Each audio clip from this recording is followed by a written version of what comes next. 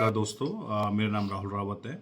तो जैसा कि हम सब लोग ये H1B वीज़ा की न्यूज़ अभी देख रहे हैं, तो मैं कुछ वीडियोस देख रहा था। तो ज़्यादातर जैसे कि होता है कि कोई मोदी सपोर्टर है, तो मोदी के फेवर में जो डोनाल्ड ट्रंप ने ये रूल लाया है कि H1B वीज़ा को अब $1 लाख देना होगा, उसके फेवर में बोल रहे हैं। और जैसे कि जो कोई मोदी के अगेंस्ट है, जैसे कि रवीश कुमार है और द देशभक्त है और ये ध्रुव राठी है, ऐसे लोग इस पे नेगेटिव वीडियो बना रहे हैं। आखिरकार देखिए, आपको जो आप मीडिया वाले हैं या पत्रकार हैं, तो आपका धर्म होता है कि आप चीज़ को निष्पक्ष कहें, किसी पॉलिटिकल पार्टी के फेवर में और अगेंस्ट में ना जाएं। तो आप को कहा जाएगा सच्ची पत्रकारिता। अब पता नहीं सच्ची पत्रकारिता को लोग कैसे कैसे डिफाइन करते हैं, वो लोगों के ऊपर है।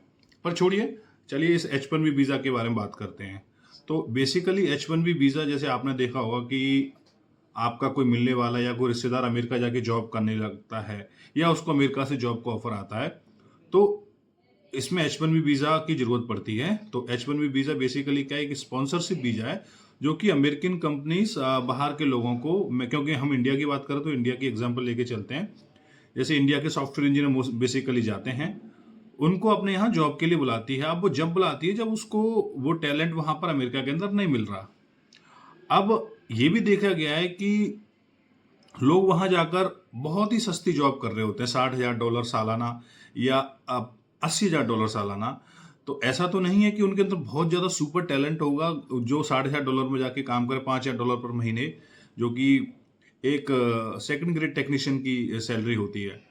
तो इसके अंदर लूप होल भी थे और सब जानते हैं कि H1B का दुरुपयोग भी किया जा रहा था। लोग गलत तरीके से विदाउट टैलेंट अमेरिका के अंदर जाके सेटल हो रहे थे और फिर उनको वहाँ जॉब नहीं मिल रहा है, जॉब मिल रहा है तो बहुत सस्ते रेट पे मिल रहा है।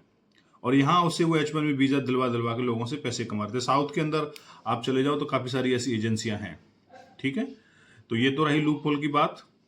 अब नए रूल जो कि ट्रंप लाया है कि अब नए रूल के अंदर $1 लाख देना होगा यूएस गवर्नमेंट को, यानी ट्रंप गवर्नमेंट को। अब ये कौन देगा? ये स्टूडेंट नहीं देंगे, ये एम्प्लॉय थोड़ी ना देंगे। ये देंगी वो स्पॉन्सर कंपनियां जो उन एम्प्लॉयज को अपने यहाँ जॉब करने के लिए बुला रही हैं।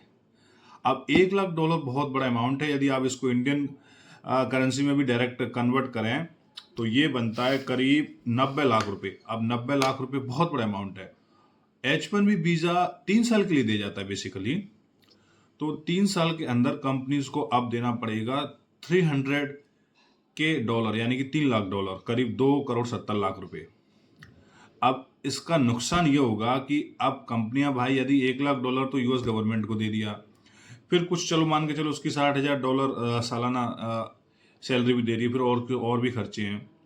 तो भाई जो अमेरिकन कंपनीज हैं वो फिर बाहर से लोगों को क्यों बुलाएगी? जब उसका पैसा ही खर्च हो रहा है तो वो फिर लोकल टैलेंट को ढूंढेगी जो उससे कम रेट में काम कर दे। तो नुकसान ये होगा कि जो अब इंडियंस यूएस के अंदर जॉब करने के लिए जा रहे, अब उनकी छटनी हो जाएगी। ठीक है, अब H1B वीजा यदि आप इसको स्टेटस देखें तो 70% H1B वीजा इंडियंस हैं, इंडियंस होल्डर हैं। ठीक है, तो सबसे ज्यादा इंडियंस अफेक्टेड होंगे, जिसके अंदर की मोस्टली सॉफ्टवेयर इंजीनियर्स जाते हैं, जैसे कि आप जानते हैं। अब क्या ये H1B वीजा जो रूल है पुराने वाले लोगों के लिए अप्लाई होगा या जो अब नए H1B वीजा होल्डर्स होंगे उनके लिए? तो ये केवल नए जो वीजा अप्लाई किए जाएंगे H1B वीजा, उनके लिए अप्लाई होगा। जो पुराने लोग हैं जिनका रिन्यू होना है उनके लिए नहीं है। तो एक तो कंफ्यूजन ये दूर। अब देखिए, एक मैं ट्वीट देख रहा था, अमिताभ कांत करके कोई सेक्रेटरी हैं, मोदी के बहुत खास हैं। अब खास है तो आप समझ जाइए, तो उनका तो पॉलिटिकल रुख होगा मोदी जी की तारीफ के लिए।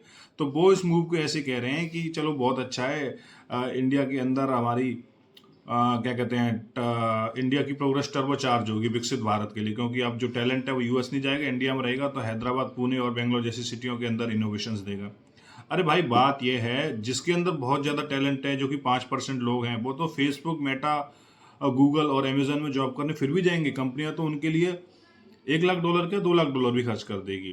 पर जो टैलेंट $60,000 में वहां जा रहा था, अब वो नहीं जाएगा। अब वो यहाँ इंडिया में रहेगा तो क्या ही इनोवेशन करेगा, क्या ही रिसर्च करेगा, ये कोई बड़ी बात नहीं है। या तो वो बिल्कुल कुछ जानते नहीं हैं H1B वीज़ा की सच्चाई को, या वो छुपा रहे हैं क्योंकि उनको मोदी जी की तारीफ करनी है। तो दुख होता है इस बात को देखकर कि पॉलिटिकल न्यूट्रलनेस बहुत ख़त्म हो चुकी है अभी देश के अंदर।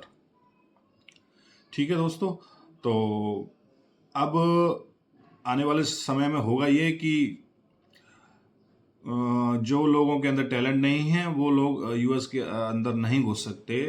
ठीक है, और ये भी हो सकता है कि ट्रम्प एक ऐसा रूल ले आए कि भाई अब हम इससे ज़्यादा इमिग्रेंट्स को अलाउ नहीं करेंगे, या इतने % से ज़्यादा इमिग्रेंट्स को अलाउ नहीं करेंगे, क्योंकि ट्रम्प पे कुछ भी कर सकता है, शॉर्ट साइटेड पर्सन है। अभी आपने देखा कि ट्रम्प ने टैरिफ रूल लाया था, टैरिफ रूल का देखा जाए तो उल्टा अमेरिका को नुकसान हुआ था। अब उसको कम से कम अक्टूबर तक तो वो उस पर केस चल रहा है, या कोर्ट ने कह दिया कि ये लीगल है, तो उसको 20 अक्टूबर के बाद पता पड़ेगा। पर अमेरिकन गवर्नमेंट या ट्रम्प गवर्नमेंट ये दलील दे रही है कि भाई इसे अमेरिकन की जॉब्स जा रही है, अमेरिकन की जॉब्स को इंडियंस खा रहे हैं। देखो आगे चल के क्या होता है, पर इतना जरूर है कि अब H1B वीज़ा इतनी अब गुड़ का पुआ नहीं रहेगी कि जिसको हर कोई खा ले। नमस्कार दोस्तों, आगे की ऐसी वीडियो को देखने के लिए प्लीज़ आप मेरे चैनल को सब्सक्राइब कर लेना, सपोर्ट करना। थैंक यू दोस्तों।